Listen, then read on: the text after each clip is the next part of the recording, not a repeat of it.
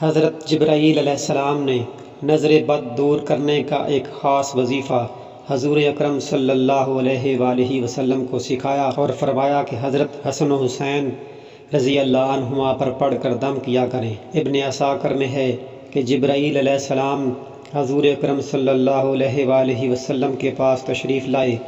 آپ صلی اللہ علیہ وآلہ وسلم اس وقت غمزدہ تھے۔ سبب پوچھا تو فرمایا حسن اور حسین کو نظر لگ گئی ہے۔